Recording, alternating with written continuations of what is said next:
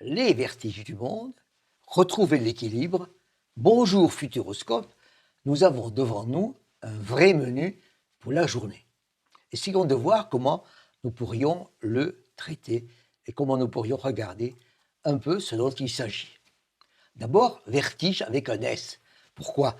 Parce qu'il y en a plein. Vertige lié à la pandémie, bien sûr, vertige lié au réchauffement climatique ensuite, vertige lié à la chute de croissance que nous avons eue avec la pandémie de l'ordre de 10% du PIB de l'OCDE en un trimestre, qui fait que nous retrouvons à peu près le niveau de croissance, le niveau d'activité que nous avions avant la pandémie, mais l'emploi n'est toujours pas là, et ceci se produit avec un montant de dette considérable. Et donc, effectivement, les choses, globalement, ont l'air de se stabiliser, mais avec beaucoup plus de dettes, beaucoup plus d'inquiétudes partout. Ce qui fait que nous devrons nous demander, mais qu'est-ce qui, avant, nous faisait marcher? Qu'est-ce qui faisait, avant, fonctionner la machine mondiale? Au fond, trois choses. Un, les machines, comme toujours, les équipements. Deux, de plus en plus, la formation, le capital humain, l'intelligence. Troisièmement, la monnaie, c'est-à-dire le profit bien sûr, mais également les crédits qui se faisaient de plus en plus, soit par les banques, soit par les marchés. Donc nous avions une activité économique qui se développait beaucoup et qui, de ce point de vue-là, se mondialisait. En se mondialisant, elle faisait évoluer ces structures de production de l'Europe et des États-Unis vers l'Asie et plus particulièrement vers la Chine. Et à l'époque, ça paraissait être un jeu gagnant-gagnant, tout le monde allait mieux. Et en réalité, ce qui se passe, c'est que derrière ce jeu, derrière cette évolution, il y a, d'après moi, une révolution industrielle, une révolution de la technologie, une révolution de l'information qui se joue. Cette révolution de l'information est la troisième que connaît le capitalisme, après la révolution de la vapeur et la révolution de l'électricité. Tout ceci ne nous rajeunit pas, mais c'est vrai.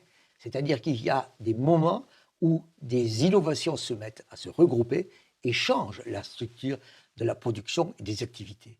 Regardons au début, à gauche sur le dessin, quelles étaient les tailles des entreprises de l'époque, de l'ancienne époque. Et c'était plutôt petite. Il fallait investir, bien sûr, il fallait s'équiper, bien sûr, mais on avait assez vite trouvé les limites d'une unité de production. Les coûts marginaux de production se mettaient à monter, il fallait donc revoir, restructurer, élargir. Aujourd'hui, ça n'est plus ça du tout.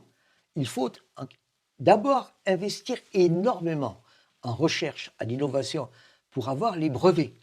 Et ce sont ces brevets qui ensuite, quand ça marche, ouvriront le monde. Quand vous avez à l'heure actuelle des logiciels qui permettent de faire marcher un ordinateur, s'il marche, il devient mondial tout de suite. Vous avez Microsoft. Et dupliquer le logiciel ne coûte rien. Le coût marginal devient nul. Donc c'est ce qui se passe à l'heure actuelle avec la nouvelle économie, l'économie de la révolution de l'information, c'est que le premier pas, le premier saut est énorme et très risqué, et une fois qu'il est réussi, à ce moment-là, à nous le monde. Quelque temps après, il faut remonter, mais on voit bien à quel point ceux qui ont déjà réussi ont de très grandes chances de continuer. Donc on a une unité de production qui devient de plus en plus concentrée entre les grands gagnants et les autres ont ce qui reste. À ce moment-là, cette évolution qui s'est produite et qui a permis les GAFA, qui a permis l'évolution de cette transformation du monde vers l'Asie et la Chine, est d'une certaine manière cassée brutalement interrompue par l'ensemble des vertiges dont on avait parlé. Ce qui fait qu'au fond, nous avons perdu une série d'équilibres, une série de vitesses qui fait qu'aujourd'hui, nous ne savons plus exactement comment fonctionner et comment avancer. La première chose qui se passe, c'est que l'économie mondiale va moins vite. La deuxième chose qui se passe, c'est qu'elle ne va pas partout moins vite et qu'il y a des activités économiques et des pays qui ont beaucoup baissé et d'autres qui sont en train de repartir. Donc on a des équilibres et des situations différenciées. Troisième élément qui me paraît extrêmement important, c'est que la façon de sortir de l'affaire est très différente entre ceux qui iront plutôt bien et ceux qui, d'une certaine manière, peuvent souffrir longtemps. Ce qui est représenté par ce qu'on appelle les cas. Les cas, la partie haute du cas, ce sont ceux ou celles qui s'en sortent bien. La partie basse du cas, c'est ceux ou celles qui s'en sortent pas bien. Et ceci concerne les gens, formés ou pas formés. Formés, ils s'en sortiront plutôt bien. Pas formés, ce sera compliqué ou très compliqué pour eux. Les secteurs, le e-commerce va très bien, mais le tourisme ne va pas bien du tout. Les pays qui sont industrialisés, formés et qui ont la capacité de s'endetter vont bien ou iront bien. Les autres qui sont fragiles, pas assez formés et avec peu de capacité de s'endetter, souffriront longtemps. Donc on a en réalité un fractionnement de l'économie mondiale qui va durer. Donc, par rapport à ce fractionnement, chaque grand pays va essayer de trouver sa solution pour essayer de retrouver son équilibre à lui. Les États-Unis, par exemple, vont essayer d'utiliser 3 tremplins. Le vert, c'est-à-dire essayer de lutter contre le réchauffement climatique, les infrastructures, et on voit qu'aux États-Unis viennent de se voter une série de dépenses pour un total de trillions de dollars, et la formation, puisqu'il est question aujourd'hui d'avoir un autre programme qui se mettrait en place pour aider en particulier les populations fragiles, les jeunes, et on parle maintenant pour de 3 trillions de dollars. Donc on voit bien que les États-Unis mettent tout ce qu'ils peuvent, c'est-à-dire tout ce qu'ils peuvent emprunter pour essayer d'avancer. Simplement, ils vont avoir, et ils ont déjà 3 problèmes, 3 questions. La première, c'est est-ce que le dollar va tenir? La deuxième, la dette, jusqu'où? Le plafond de la dette est déjà dépassé. Et est-ce que la Fed, la Banque centrale américaine, va continuer à financer? On sent déjà qu'elle hésite et qu'elle va freiner son financement sans problème du déficit budgétaire. Donc on a que la dette, le dollar, d'une certaine manière, ont aidé les États-Unis et peuvent le faire moins.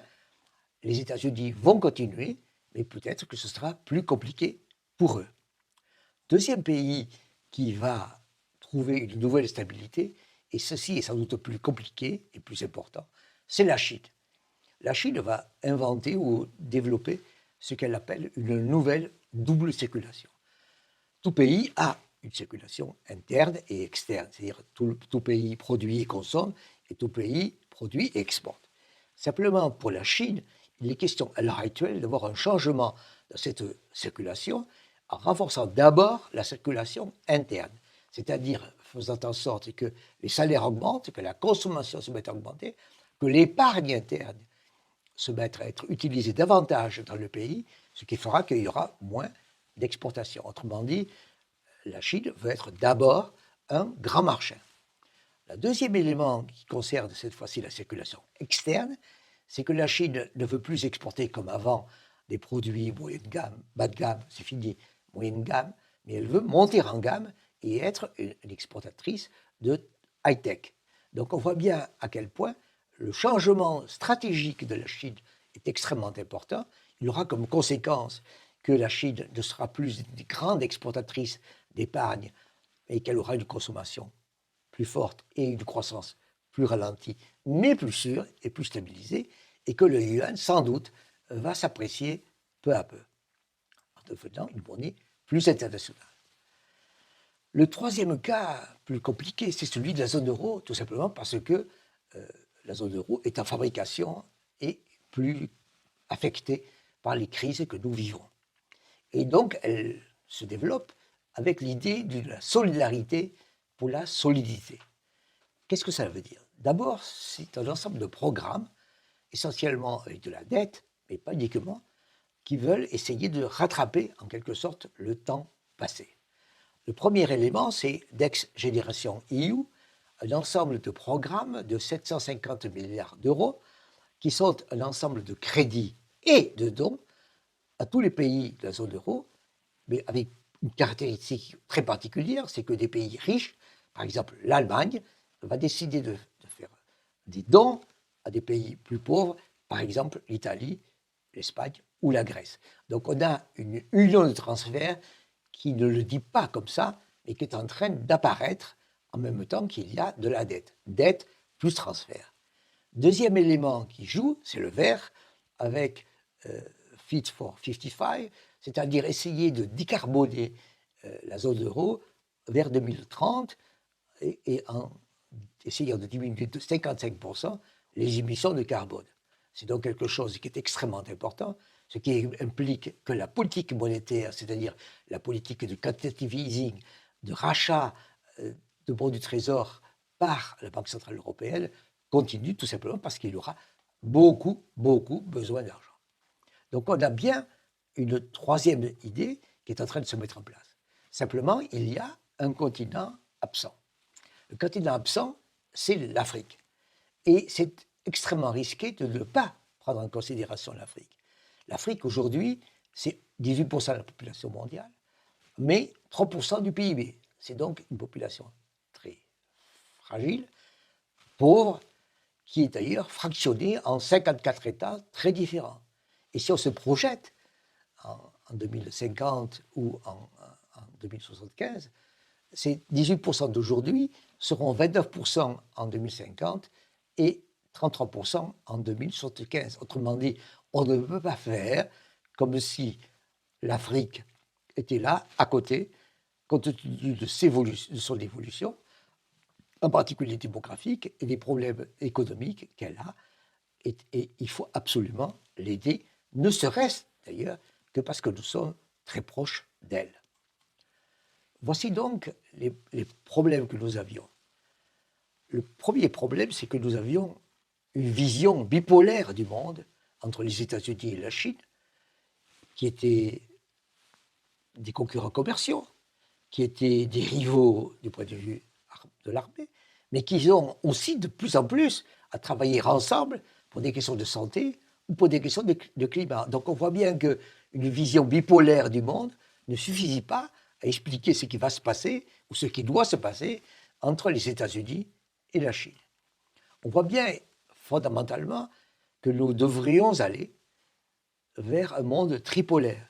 Un monde tripolaire, c'est un monde dans lequel l'Afrique et la zone euro se rapprocheraient, l'Afrique et l'Europe se rapprocheraient pour évidemment essayer de tempérer les tensions qui étaient entre la Chine et les États-Unis, mais en même temps, vous fabriquez une zone extrêmement importante qui serait la troisième puissance du monde à horizon 2050 et au-delà.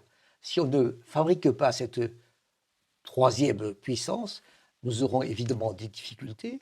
En zone euro, des difficultés de vieillissement de la population, d'affaiblissement de l'économie, plus des problèmes de migration que nous ne saurons pas régler. Donc nous devons absolument avoir une vision plus large de l'évolution des mondes. Le monde n'est plus le même. Il cherche chacun, États-Unis, Chine et zone euro, chacun cherche son nouvel équilibre, mais ça n'est pas un équilibre d'ensemble. Nous n'y sommes pas. Il faut absolument s'en préoccuper. Et de ce point de vue-là, un monde tripolaire est une bonne façon d'avancer.